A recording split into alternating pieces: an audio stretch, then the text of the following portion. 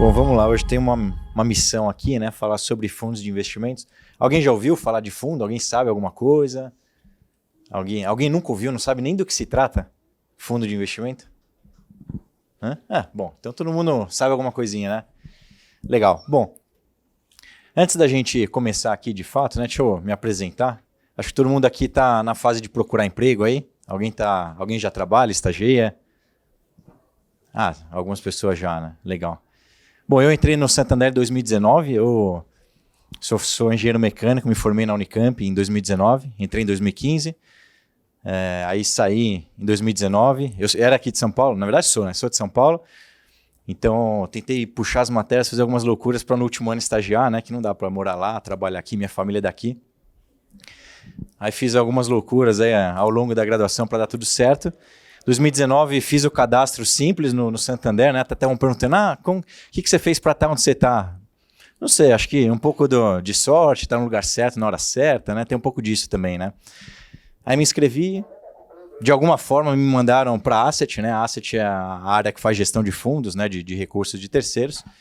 Enfim, entrei em 2019 como estagiário, aí fiquei na área comercial, estagiei um ano inteiro lá, na área de varejo, atendendo pessoa física.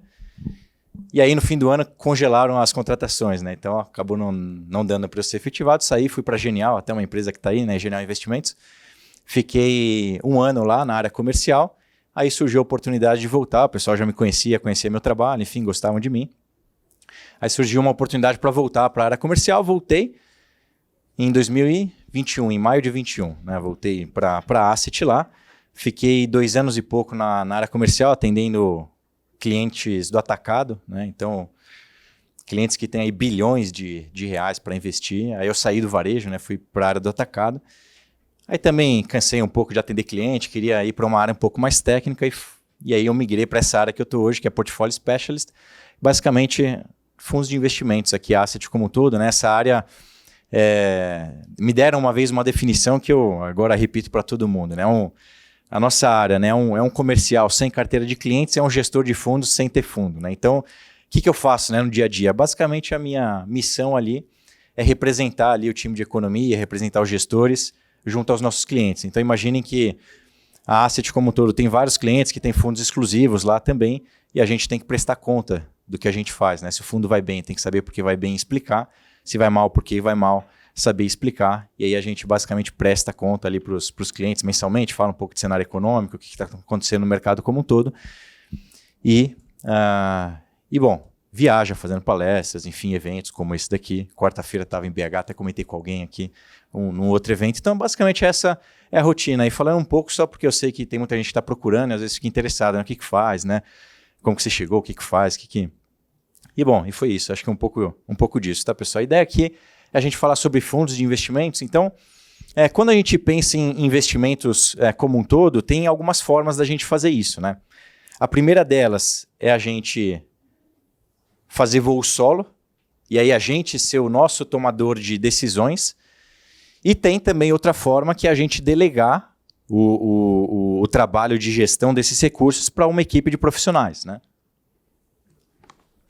Então, imagina, sei lá, um médico, por exemplo. O médico, o core da profissão dele não é estar acompanhando o mercado, né? Não é ficar lendo o jornal, saber se a bolsa está subindo ou está caindo, se os juros já subiu ou se já caiu, né? Como que a inflação na economia está. Não é nem isso que a gente espera, na verdade, de um médico, né? O médico que ele tem que estar lá lendo qual que é o novo remédio que saiu, qual que é a nova forma de operar ali o coração de uma pessoa que ficou, entendeu? É exatamente esse o core, né? Mas, ao mesmo tempo, ele é remunerado pelo que ele faz, né? Todo mundo aqui, de alguma forma, em maior ou menor grau, quer ganhar no final do dia dinheiro para, enfim, viver sua vida, pagar suas contas, viajar, comprar uma casa e um carro, né?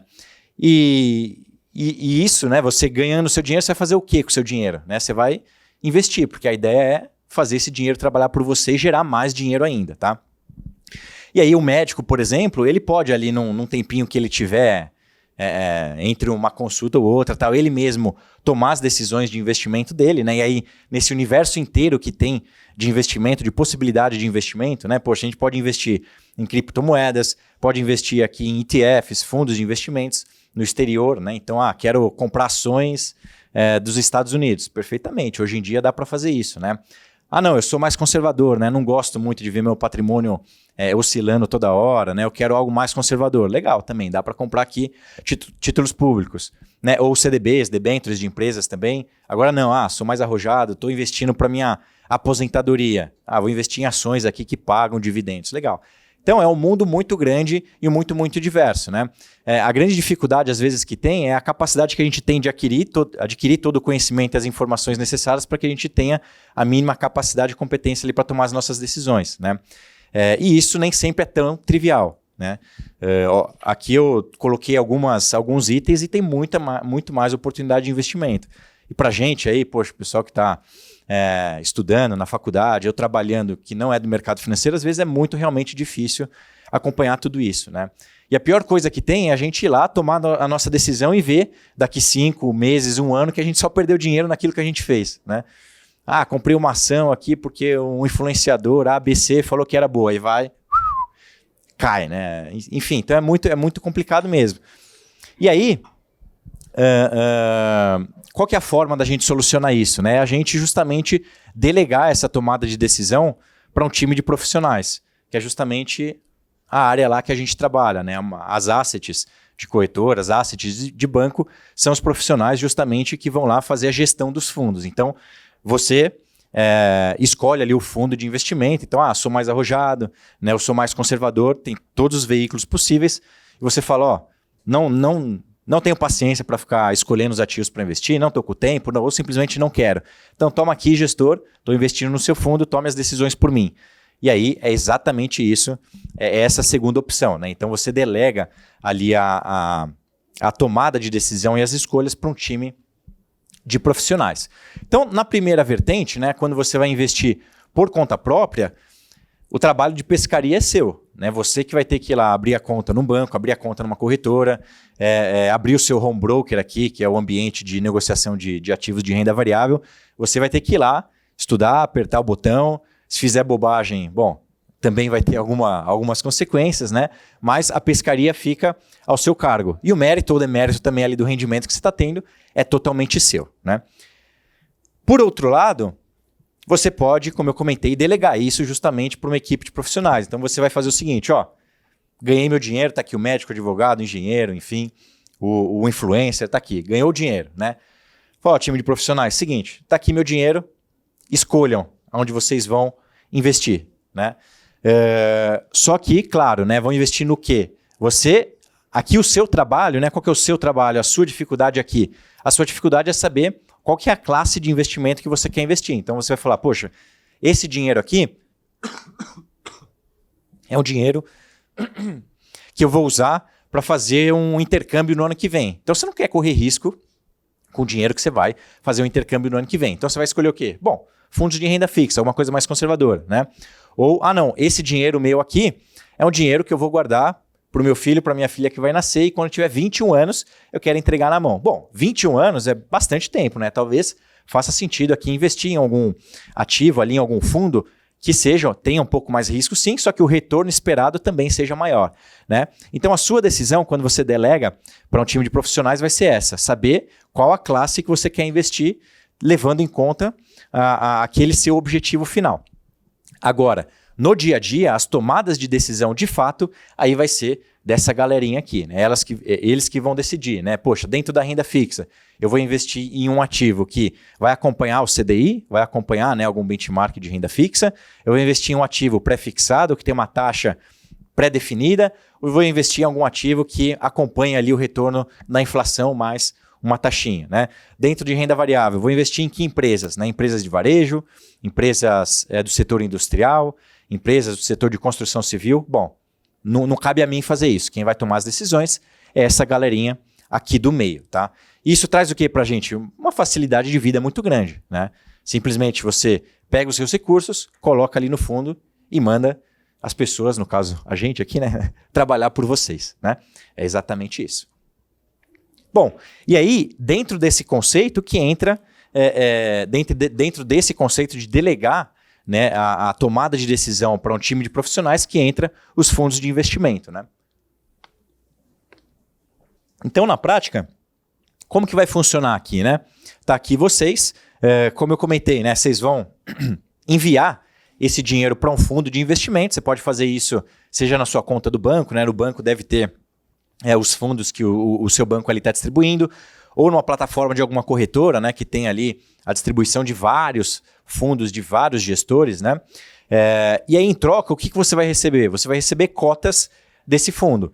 Então, na prática, você investiu no fundo, você simplesmente vai entrar ali no seu aplicativo e você vai ver, né, fundo XYZ que você alocou e você é dono ali de 100 cotas daquele fundo de investimento. Então, o seu dinheiro é transformado justamente em cotas desses fundos. E aí, essa galera aqui, ela vai tomar as decisões com base na política de investimentos do fundo, né? Então, no fundo de renda fixa, o gestor ele não vai comprar ações, né? Ele não pode, ele tem toda uma regra para seguir nesses investimentos, porque, bom, você não quer aplicar num fundo conservador e no outro mês você perdeu 50% do seu patrimônio porque o cara investiu em ações no fundo de renda fixa. Então, é tudo regrado, né? Tem uma série de regras que o gestor ali ele vai ter que seguir e aí a escolha vai ficar justamente na mão dele, tá, pessoal? Então, a ideia de um fundo de investimento é basicamente isso. É um time de profissionais que está trabalhando para os clientes. E aí, seja clientes, pessoas físicas, né? Cada um aqui, imagina que vocês vão se tornar empresários daqui a alguns anos, né? Ou já são, talvez, né? Não sei quem, talvez aqui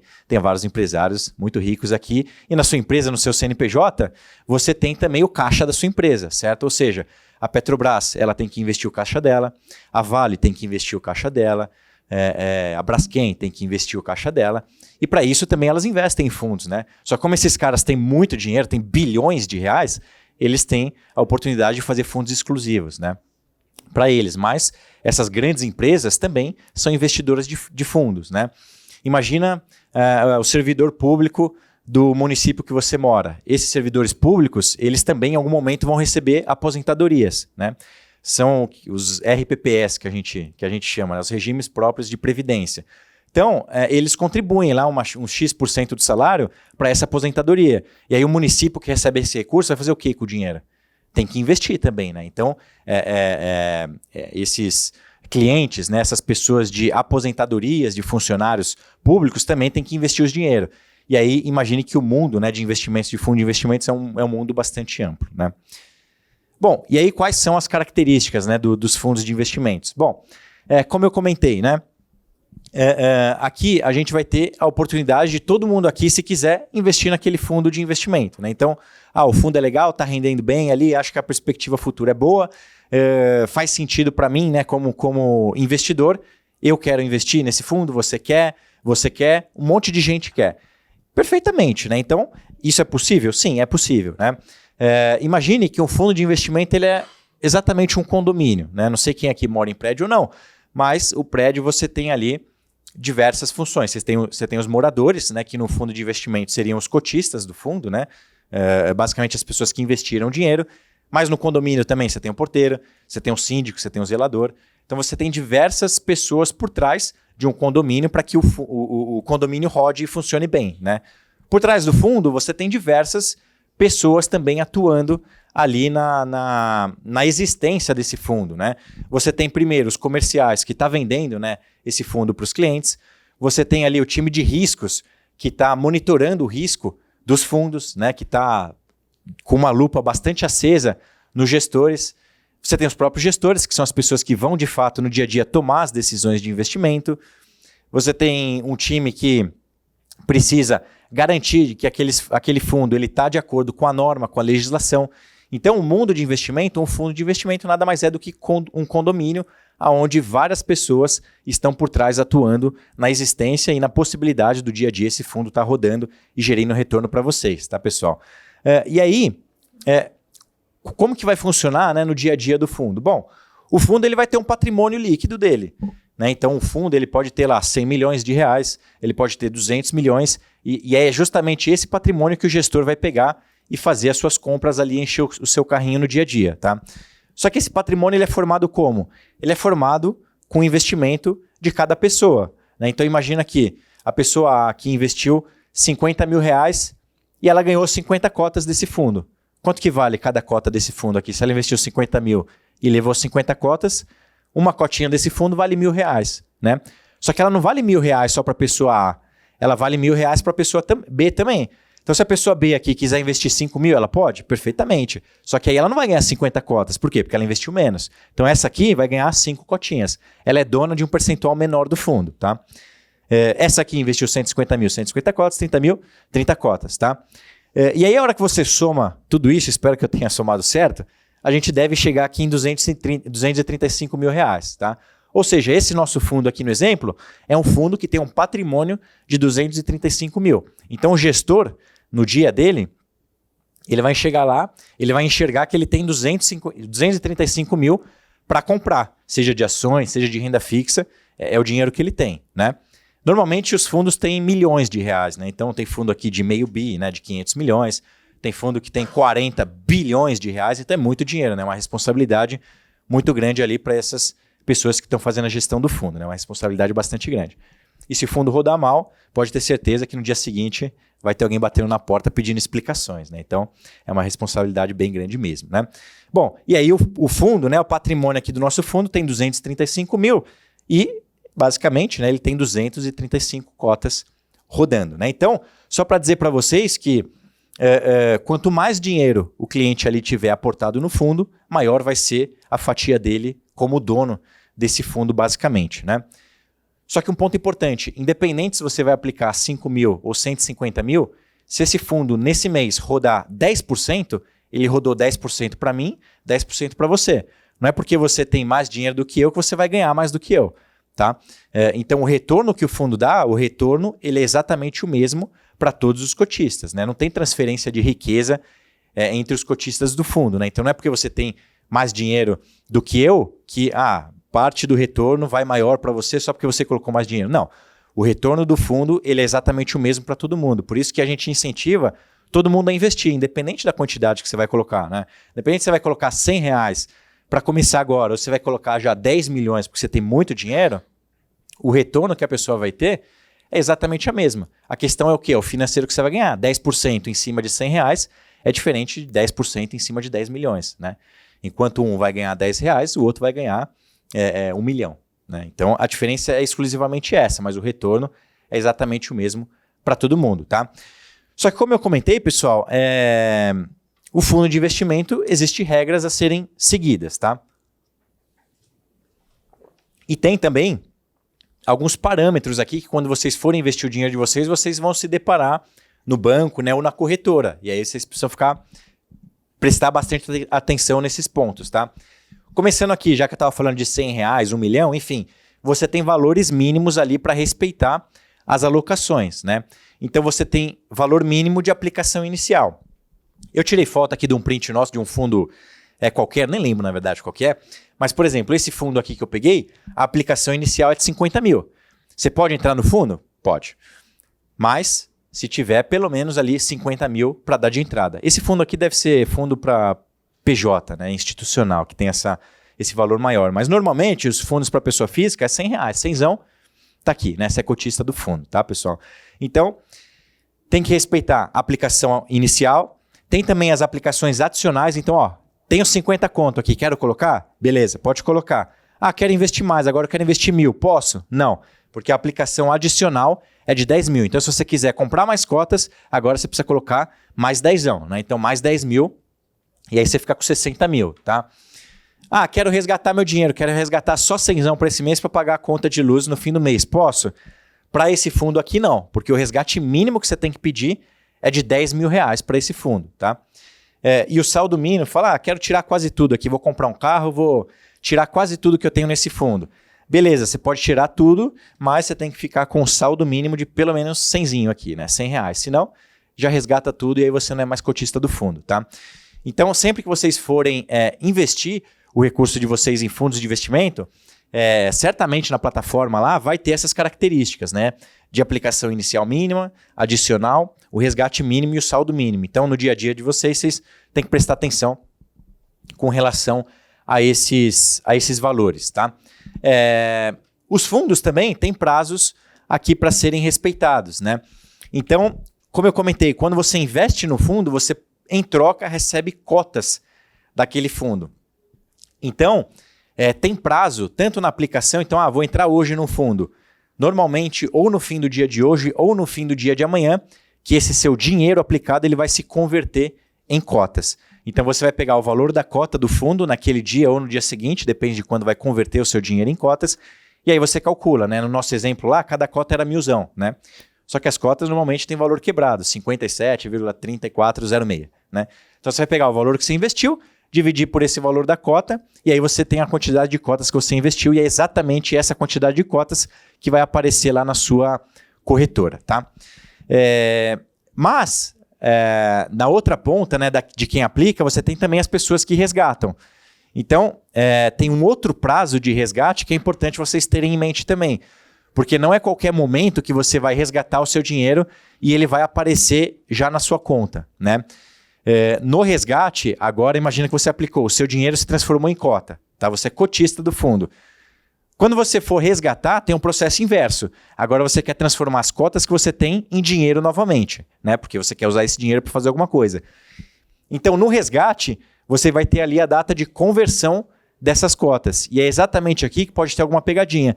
Principalmente para aqueles fundos que têm um risco maior. Então, imagina lá que o gestor ele investe em ações nos Estados Unidos. Bom, as ações, como todo mundo deve imaginar, elas têm um risco maior. Ela sobe e desce todo dia, é uma coisa de louco, né? Num dia ela pode subir 5%, no outro cair 3%. Mês que vem, se deu algum problema na empresa, pode cair 30% em um único dia.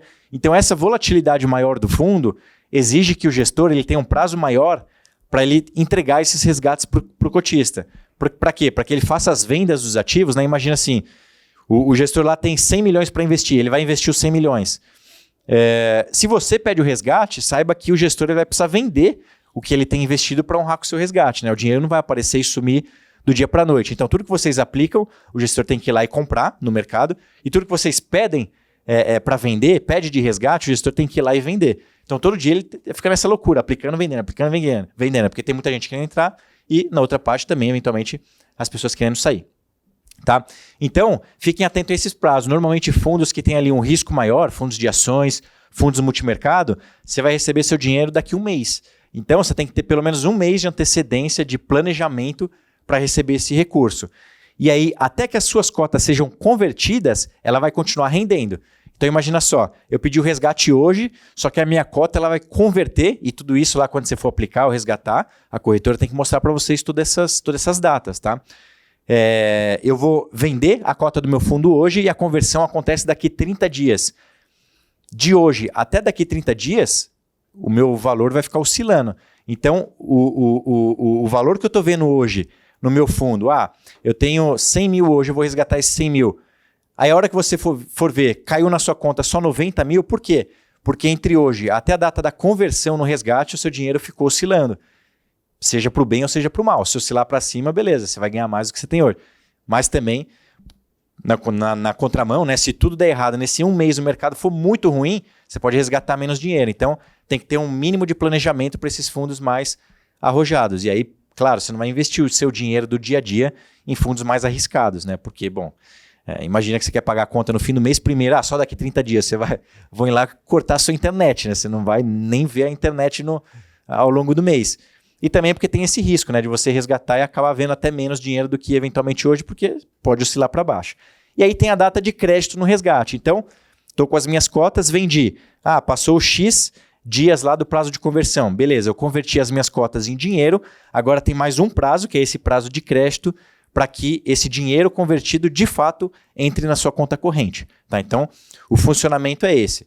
Para alocar, vai ter um prazo de conversão de dinheiro em cotas, e aí vai ficar rendendo lá até quando você quiser sair. A hora que você quiser sair, você vai transformar essas cotas em dinheiro, e depois esse dinheiro, de fato, entrar na sua conta, que é quando vai acontecer aqui o crédito no resgate. Tá?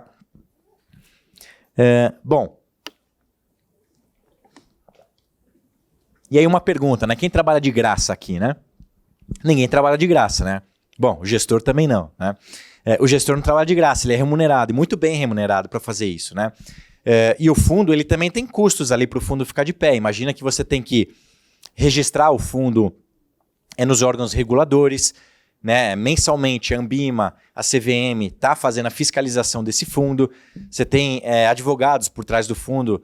Mudou uma legislação. Você tem advogados por trás para mudar também a legislação e enquadrar esse fundo de acordo com a legislação. Então, a estrutura do fundo, para ela ficar de pé, ela tem um custo, né? Isso é custoso.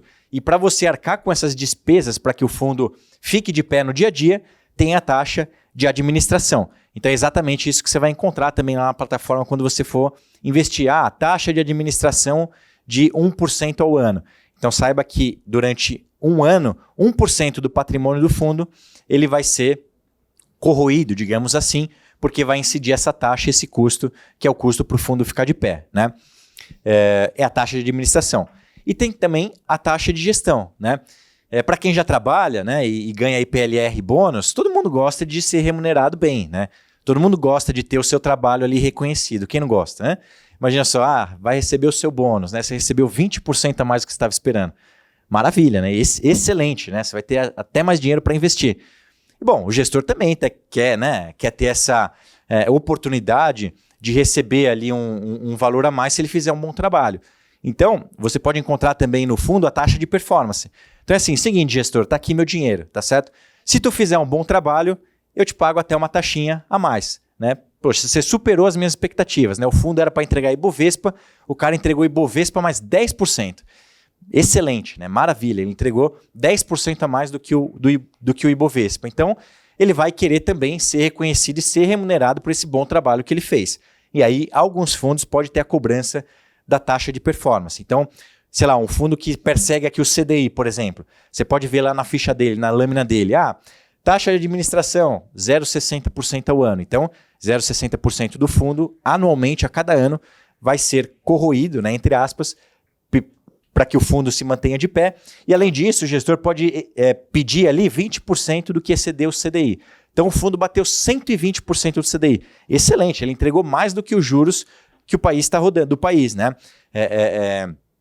E aí ele vai pedir aqui, 20% do que exceder fica para mim e 80% para vocês, né?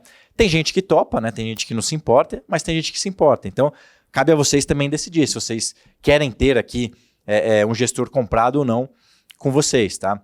Bom, enfim, aí é da perspectiva de cada um, tá? Tem gente que acha que é um custo a mais, tem gente que fala, eu até prefiro, porque se o cara vai ganhar por isso, certamente ele vai querer fazer um bom trabalho. Então ele está comprado comigo para fazer um bom trabalho, tá, pessoal? Então, no geral, a gente viu o que é a ideia de um fundo de investimento, né? Delegar a nossa gestão de dinheiro para alguém. Algumas características aqui principais, e não são só essas, tá? Tem muitas outras características, eu deixei aqui citado mais algumas. Então vamos lá, no fundo, por exemplo, o governo está de alguma forma ligado a isso também, tá? Então você vai ter que pagar imposto de renda em alguns fundos, né? Tem alguns fundos que não pagam, é verdade, né? Mas a boa parte dos fundos, a hora que você for resgatar, queira você sim, queira você não, vai vir descontado já o imposto de renda, tá? Então, isso acontece, mas aconteceria se a gente fosse investir em CDB, aconteceria, né? E outros ativos também, mas, enfim, é uma característica aqui dos fundos, tá? Além disso, como eu comentei, né, todos os fundos ele tem as suas regras ali, seja regras mais específicas, como eu comentei, de taxa de administração, taxa de gestão ou prazos também de resgate, e todas essas regras aqui você vai encontrar no regulamento e na ficha do fundo. Então, normalmente, quando você for investir lá no seu banco, na sua corretora, vai ter lá os documentos do fundo para você investir. Então, vai ter lá o regulamento e a ficha. Dê uma boa lida lá para você saber seus direitos e deveres como cotista do fundo, né? Como que ele funciona, enfim, as características, porque vai estar tudo isso bastante especificado, tá? Além disso, quando você for investir também, certamente vai ter um flagzinho lá, um campo, para você colocar, estou de acordo com esse termo aqui de adesão e ciência de risco, que é o quê? Bom, alguns fundos têm alguns riscos a mais, como por exemplo o fundo de ações, né? Fundo de ações, você pode ter R$1.000 hoje, amanhã você vai ter 800, caiu 20% o fundo, é perfeitamente factível, tá? E isso você tem que ter ciência disso, né? Então por isso que para você entrar num fundo, vai ter esse termo de adesão e risco, porque é justamente você dizendo, estou de acordo com os riscos do fundo, para mim tranquilo, está aqui, gestor, meu dinheiro, faça a gestão. Se o fundo cair 20%, você pode até questionar o gestor, mas você não pode o quê? Falar que você não sabia do risco que você estava correndo, porque tem uma série de materiais aqui que você tem que estar ciente antes de entrar, tá? Além disso, os fundos têm um objetivo de retorno, então, o fundo quer entregar CDI, ou o fundo quer entregar 102% do CDI, o fundo quer entregar o Ibovespa, o fundo quer entregar o índice de dividendos, enfim, cada fundo vai ter a sua especificação, né? Os fundos, né? Pode ter ali o risco de crédito, de mercado e liquidez. O que é risco de crédito? Risco de crédito é o risco, por exemplo, de uma empresa falir, né? Então o gestor foi lá, comprou uma ação de uma empresa X e a empresa faliu. O que aconteceu com o dinheiro investido? Sumiu, assim, acabou, já era. That's it, né? E isso reflete na sua cota, né? Se o gestor tinha 10% do fundo numa empresa que faliu, mas 10% do seu patrimônio acabou de sumir do dia para a noite, né? Ou o gestor colocou ali numa debênture, né, que é um ativo de renda fixa que as empresas emitem para poder captar dinheiro, investiu 10% numa debênture de uma empresa, a empresa deu default, né? Ou seja, a empresa também faliu, não vai conseguir arcar com aquela dívida. De novo, né? Sumiu. Então, os fundos podem ter risco de crédito, que é o risco da empresa, da companhia ali falir, né? Seja na parte de renda variável, as ações da empresa, ou seja a parte da renda fixa, né? Os ativos que a empresa emite para poder captar recursos no mercado, né? Risco de mercado, o que é? A oscilação do dia a dia, né? Então, fundos de ações têm muito risco de mercado. Por quê? Porque as ações oscilam como nunca, né? As ações são bem arriscadas. Então, o risco de mercado é o risco de oscilação dos ativos. E o risco de liquidez, que é o quê? Bom, o risco de liquidez é exatamente isso que eu comentei, né? Você tem ali 30 dias, tem fundos que tem 60 dias para você receber o seu dinheiro de volta, tem fundos que tem 1 ano para você receber os seus recursos de volta. Então, é o que? É risco de liquidez. Não, o seu dinheiro não é líquido, né? Líquido é o quê? É a facilidade que a gente pode trocar os nossos ativos em dinheiro e vice-versa, né? Você não tem liquidez, né? É um fundo que demora um pouco mais para você ver os seus recursos, né? E aí, claro, né? Há diversas classes aqui e fundos disponíveis no mercado. Então, quais que são as classes aqui dos fundos disponíveis no mercado? Bom, a gente pode ter os fundos de renda fixa, tá? Os fundos que vão investir ali em Tesouro Selic, que basicamente é um título de emissão do Tesouro Nacional que acompanha o Selic, né, o CDI, basicamente. Tem também os títulos pré-fixados, então vou comprar esse título, né, o gestor vai lá, compra esse título e ele vai me pagar 12% ao ano caso eu leve esse título até o vencimento. Então ele está pré-fixado, eu sei de forma antecedente quanto eu vou receber se eu levar o título até o vencimento. E o Tesouro também IPCA+, né, que são as NTNBs, né? Bom, é um título que ele vai me pagar a inflação mais uma taxinha ali, né? Hoje, por exemplo, tem título que está pagando a inflação, né, que é o nosso IPCA aqui no Brasil, mais 6%, ou seja, para quem entra nesse título, ele recebe o ajuste, né, do poder de compra, que é o IPCA, mais 6%, né? Então são 6% de retorno real, né? Excelente, né? Uma excelente taxa de retorno. Além disso, né, as empresas podem emitir títulos de renda fixa, que são as debêntures, para captar.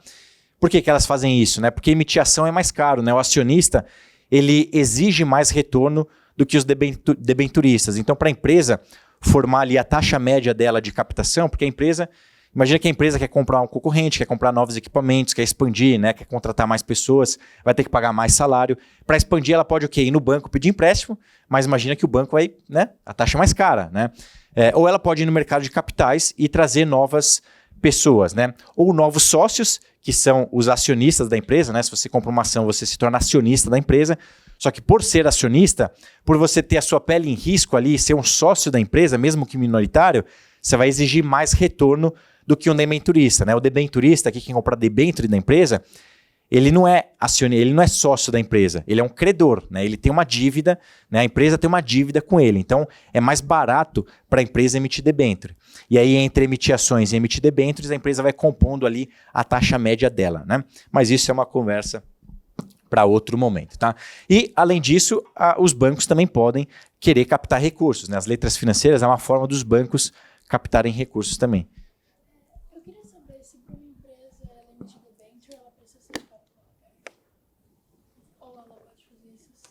Não precisaria, mas normalmente aqueles ativos que vai para os clientes, né, pessoa física, normalmente são das grandes empresas, assim, que normalmente já são as empresas que têm capital aberto. Porque imagina que beleza, a empresa não tem capital aberto, né, a empresa tem capital fechado, a empresa é menor, para você achar alguém que queira investir vai ser mais difícil, né, porque a empresa não é conhecida, quando a empresa tem capital aberto, os balanços dela os balanços são divulgados para o mercado, né? Então o mercado, os analistas, né, seja de sell side, né, aqueles analistas que dão recomendação de compra de empresas, ou quem está do lado da gestão, né, os analistas buy side, que são os analistas que recomendam a compra de ações para os gestores, ele tem toda a saúde financeira da empresa ali para analisar. Então, aquelas empresas que têm capital aberto, elas são muito mais transparentes do que as empresas que têm capital fechado. Então, fica muito mais fácil para os investidores quererem, né, investir nas debêntures dessas empresas. Tá?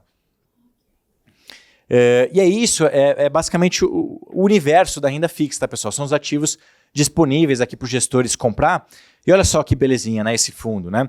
Um fundo aqui desde 1998. Olha só, o fundo rodou para cima, ele foi subindo, né? Foi subindo, mas não subiu muito, não deu um... Bom, primeiro que não subiu muito é mentira, né? Bom, ele subiu 2.500%, né? Que beleza, tá? Mas esse daqui é um fundo que basicamente acompanhou os juros do Brasil. Então, olha só, desde 1998 até 2024 aqui, cortou aqui, mas peguei até o fechamento do mês passado, o CDI aqui no Brasil, né? Esse fundo aqui rodou quase que 2.500%. Esse fundo aqui tem um pouco de crédito também, tem um pouco de letra financeira, aqui tem um pouco de debênture, o que dá um potencial de... É mais risco, né? Imagina que se o gestor investe numa debênture e a empresa fale, ferrou, né? Parte do patrimônio... parte do patrimônio ali sumiu, né? Do dia para noite. Mas tem fundos mais conservadores, como esse aqui, por exemplo, olha só como ele sobe, né? Vem subindo. Mas a renda fixa também tem risco. Acredite vocês ou não, esse daqui é um fundo de renda fixa. Olha só como que oscila, né? Imagina a pessoa que investiu aqui, ó, investiu bem nesse ponto aqui. Aí ela quer resgatar aqui. O que vai acontecer? Ela perdeu dinheiro. Né? Ou a pessoa investiu aqui e ela resgatou aqui, ó, perdeu dinheiro também. Mas não é renda fixa? É, renda fixa. A renda é fixa, mas o preço não é fixo, né? Esse é um ponto que muita gente se confunde às vezes, né? A renda é fixa, né? Então, eu sei que se eu investir nesse ativo eu vou ganhar 12% ao ano. Legal, mas só se você levar até o vencimento. No meio do caminho, o preço oscila, né? Seja um ativo pré-fixado, seja um ativo aqui atrelado à inflação, tá? Então, de novo, né? A renda é fixa, mas o preço não é fixo. Esse aqui é um fundo de NTNB, né? Então ele investe aqui nesses ativos IPCA+, de longuíssimo prazo, tá? Eu fiz questão de pegar porque eu sabia que o gráfico ia ser assim. Bom, são papéis mais arriscados, tá? O fundo sobe? Bom, o fundo sobe, olha só. Aqui Bom, o prazo é menor, tá? 2021 até aqui 2024. Bom, o fundo subiu. Subiu 20% aqui em 3 anos. É bom? É ruim? Bom, aí vai a critério do freguês, né? Subiu, mas ele subiu oscilando, né? Então, se atentem, porque os fundos, apesar de ser renda fixa, você tem também aqueles fundos que são mais arrojados, mais agressivos. Principalmente os fundos que investem aqui, ó, nesses ativos, ó, o pré-fixado e o IPCA+. E quanto maior for o prazo de vencimento dos ativos que estão dentro do fundo, mais ele vai oscilar, tá? Bom, os fundos que investem aqui no Tesouro Selic são bem mais comportados, tá? Ele tem um funcionamento mais parecido com esse aqui. E as letras financeiras e debêntures, elas rodam bem também, né? Elas tendem a entregar um retorno acima do CDI, mas o grande risco aqui é se a empresa quebrar ou o banco quebrar, tá? Aí o que vai acontecer? Tá lá o fundo subindo bonitinho, a empresa quebrou. Você vai ver um dente no gráfico do fundo de retorno, né? A empresa quebrou, beleza, então seu patrimônio agora caiu proporcionalmente ao quanto o fundo tinha de patrimônio naquela empresa, tá? Então tem risco sim, tá? Bom, esses são os fundos de renda fixa. Tem também os fundos de renda variável, né? Para aqueles investidores que têm um horizonte de prazo um pouco maior, né? Meu filho vai nasceu daqui 20 anos, eu quero... Bom, 20 anos é um tempo ok, né? Acho que dá para surfar uma renda variável. Ou, né, somos jovens, não estamos tão confortáveis aí com a previdência, eventualmente a gente não tem aposentadoria, quero fazer o meu pé de meia próprio, né? Quero formar ali a minha previdência. Perfeitamente, né? A gente pode investir também em ativos de renda variável. Vai ter ali os fundos que vão investir nos ativos do Ibovespa, né, que é a nossa cesta aqui de ativos da Bolsa Local. Tem também aqueles fundos de dividendos, né, que vai investir em empresas que são melhores pagadoras de dividendos, tá? Tem fundos aqui que investem em empresas de menor capitalização, aquelas empresas bem pequenininhas. Não vai investir em Vale, não vai investir em Petrobras, não vai investir em Braskem, né, que são empresas parrudas, grandes, robustas, né?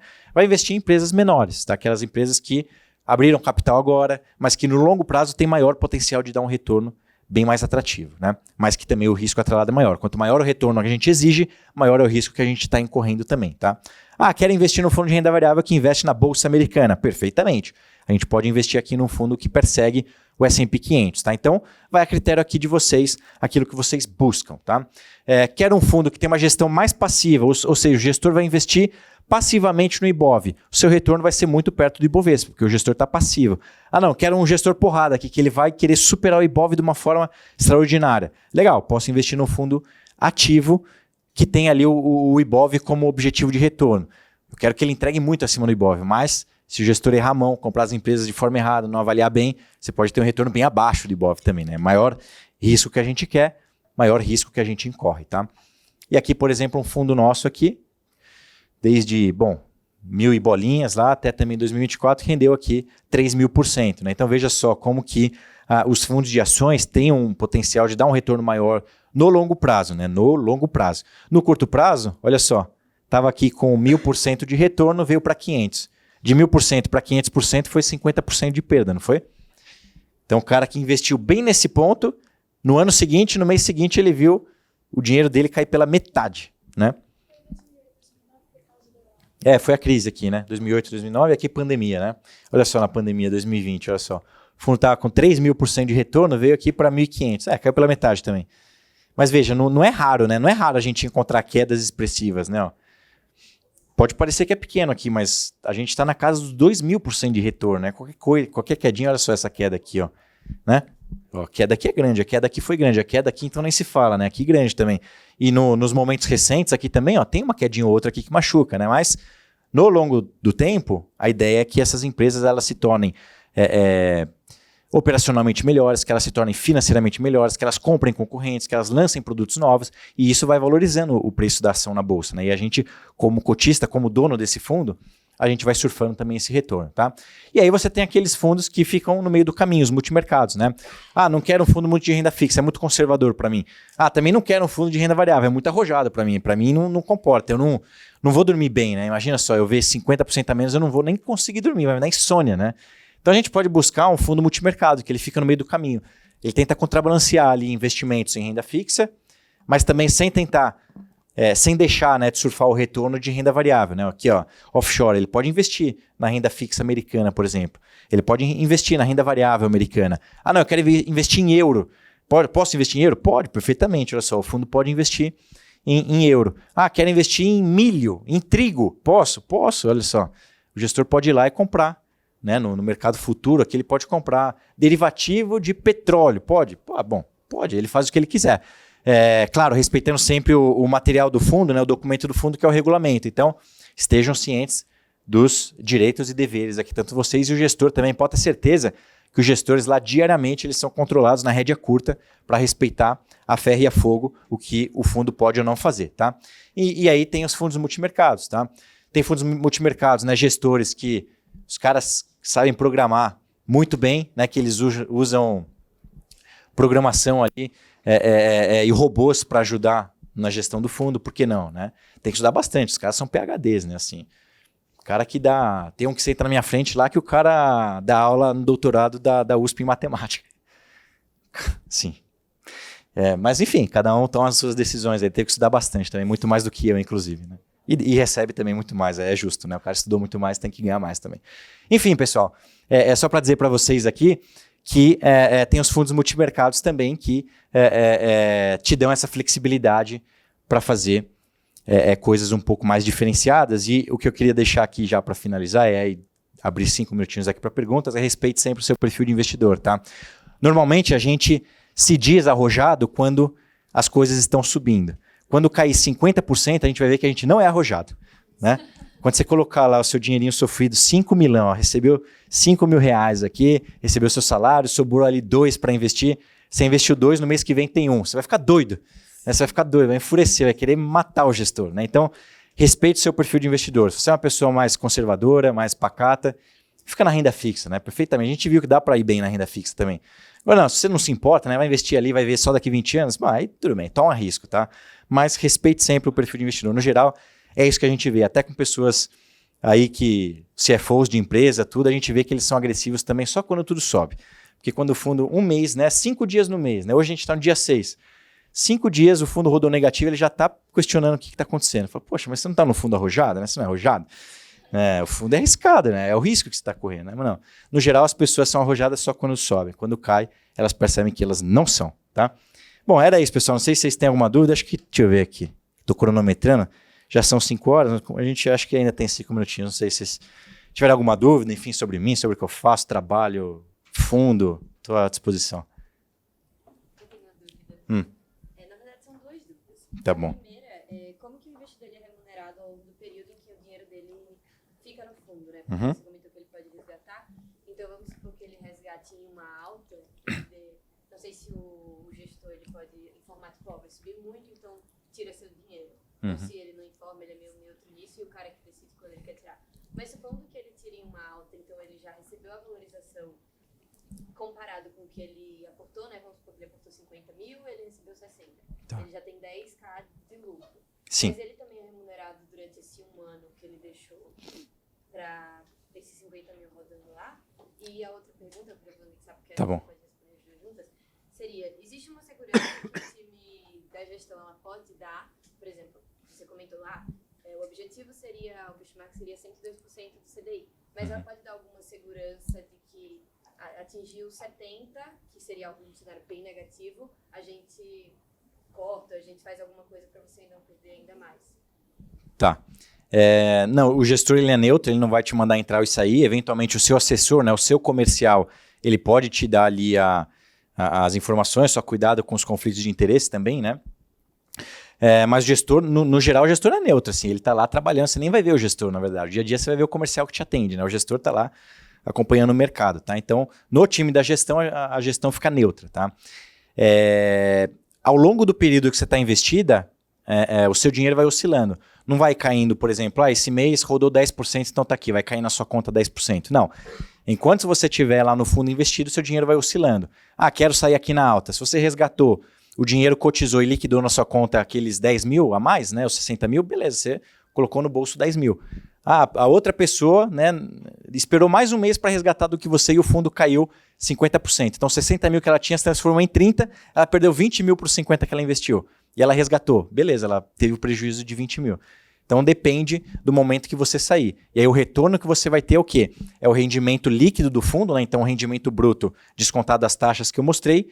E a hora que você resgata, tem o imposto de renda, né? O leão ainda vem te dar uma mordida. Então, o que você vai receber de fato é o quê? É o retorno do fundo líquido no tempo, descontado do imposto de renda. E aí é o que vai entrar na sua conta de fato, tá?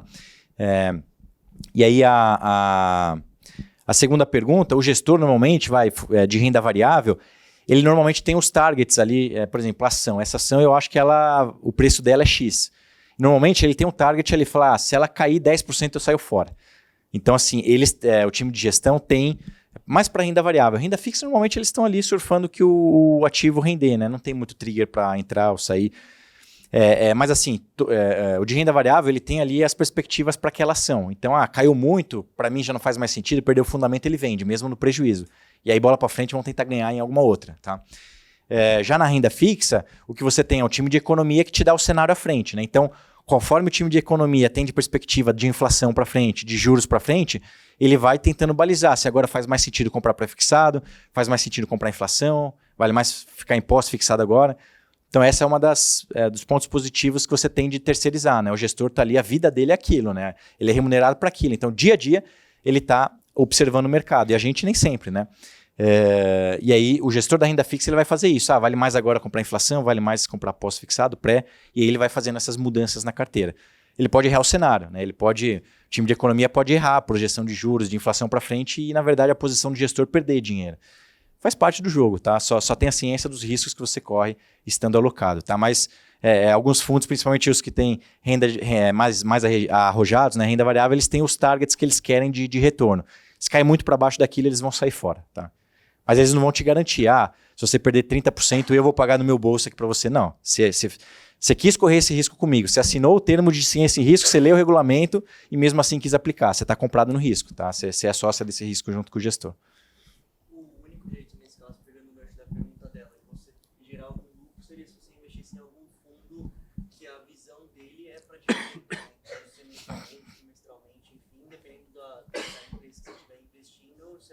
Se ela te desse dividendo, aí você pode dividir pelas cotas, logicamente, mas você... Sim, mas o fundo ele reinveste, ele não distribui para você. Então, normalmente, o fundo de dividendo, a empresa, sei lá, Petrobras pagou dividendo, o fundo ele recebe. Né? Então, o gestor tem Petrobras comprado, o fundo, a conta do fundo vai receber esse dinheiro, mas ela não vai para a conta do cotista, que são vocês. Então, o gestor pega esse dinheiro que ele recebeu e ele vai reinvestir em outras empresas. Tá?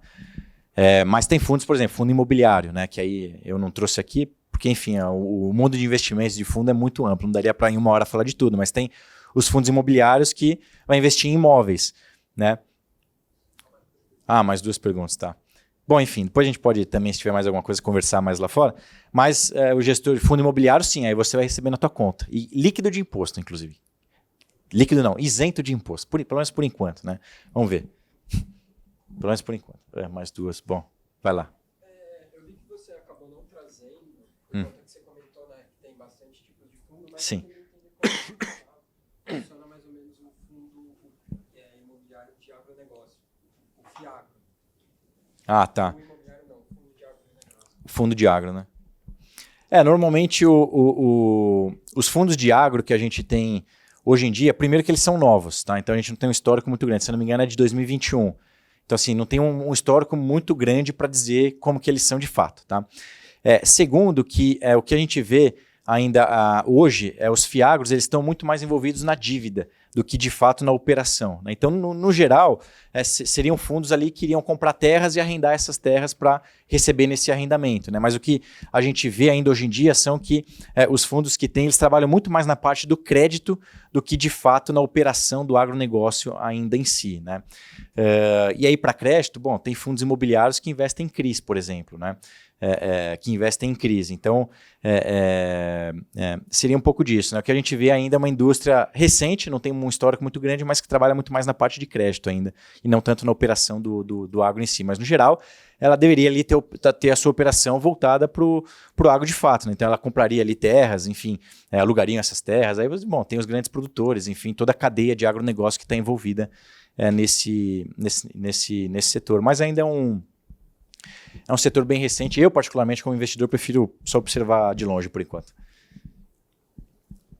Tinha mais uma aqui? Boa. Come Cotas, sim. O Come Cotas ele é uma antecipação do imposto de renda, tá? Então, como que vai funcionar? Dependendo da tributação do fundo, se ele é um fundo de longo prazo ou curto prazo, dependendo da característica dele de tributação, você vai ter semestralmente, nos meses de maio, a gente está em abril, né? Então, no mês que vem, maio e novembro, são 2 meses que tem a incidência de Come Cotas. Então, eu fui tendo um retorno X%, tá? Semestralmente, você tem o Come Cotas, que é uma forma de antecipar a tributação que você teria lá no seu resgate. Então, semestralmente, o Come Cotas vem, justamente come algumas cotas suas, daí o nome, né? Come Cotas. Se eu tinha 1.000 cotas, ele comeu 2 cotinhas de imposto de renda. Então, agora eu tenho 998 cotas, né? Então, ele come as suas cotas, você vai ver lá que no dia 1º de junho, né? Depois de maio, no dia seguinte, você vai ter um tequinho a menos de cotas, porque o imposto veio e antecipou. E aí, quando você resgatar, na data de liquidação, o sistema, né, do fundo, da corretora, vai ver o quanto que você já pagou de Come Cotas, de antecipação de imposto, e o quanto que falta você ainda pagar. E aí, no resgate, vai pagar só a diferença do que você já antecipou de Come Cotas para a alíquota efetiva que você teria de cobrança. Mas ele nunca vai devolver cotas para você, porque ele sempre, o Come Cotas é na alíquota mínima do imposto de renda que você poderia ter de cobrança, tá? Então, você nunca vai no resgate receber mais dinheiro do Come Cotas. É sempre sempre um ajuste negativo, né? Ele come parte das suas cotas como forma de antecipar a cobrança de imposto de renda. Tá? Bom, acho que é isso, tá, pessoal? Acho que por hora é isso. Bom, enfim, eu e o Renan vamos estar por aí. Se tiverem qualquer dúvida, a gente vai conversando. Tá? Acho que tem outra palestra agora, por isso que a gente tem que já encerrar, tá bom? Obrigado aí, agradeço a paciência aí de vocês.